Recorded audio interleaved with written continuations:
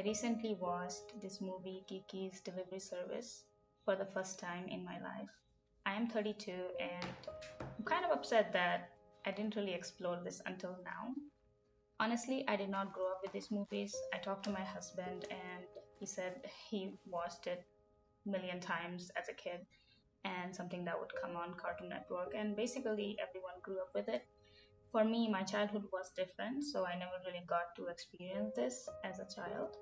But I'm really happy that I got to experience it for the first time now. It was a beautiful movie. I mean, if you have watched this, of course, you know, like the story, I could relate so much.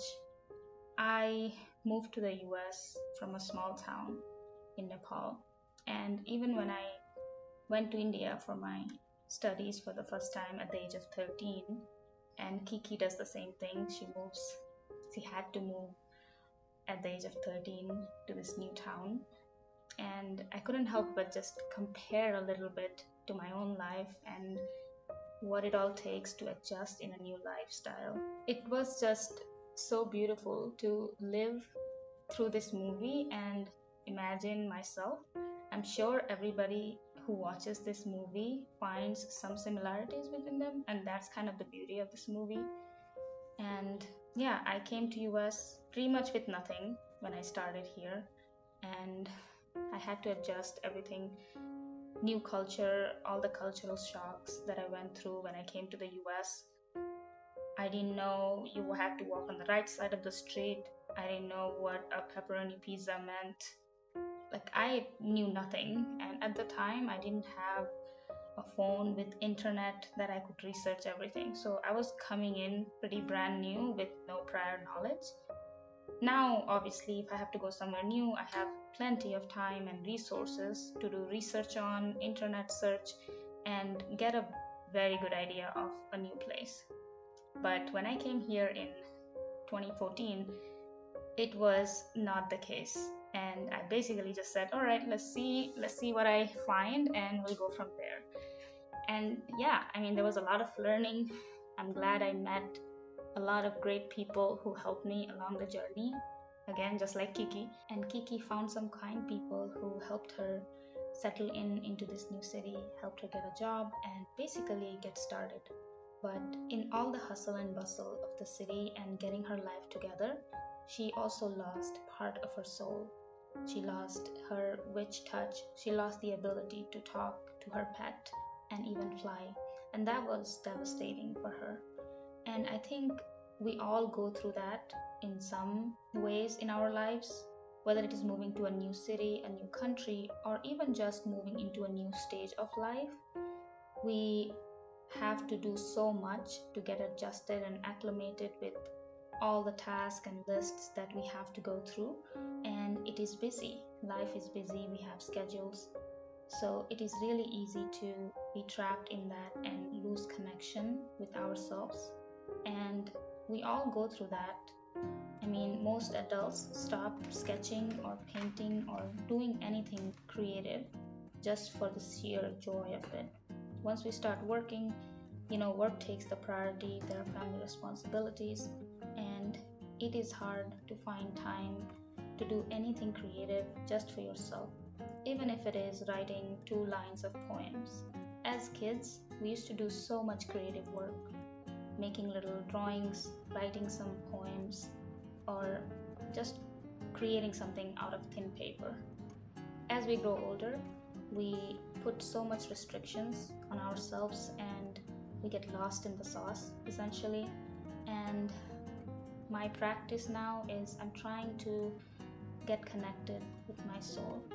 And I think sketching and painting and drawing is really helping me do that. I believe as humans we are meant to create, and it doesn't have to be painting. Whatever art or expression you have, whether it's poem, writing, cooking, dancing, whatever art form that you enjoy, I think just by creating we get so much closer to our soul. And the current system is built to prevent us from doing that. It's built to grab our attention. Everything is attention seeking. Companies want our attention so we can keep consuming and stay in that cycle. Just by spending some time to create, I have noticed that I am even consuming less content because I'm more focused on creating. And yes, as creators, as artists, we do want to consume things so we can be inspired and motivated, but also we should set up some time to just create and have fun with it. It doesn't have to be perfect. This is just for myself and just for my soul.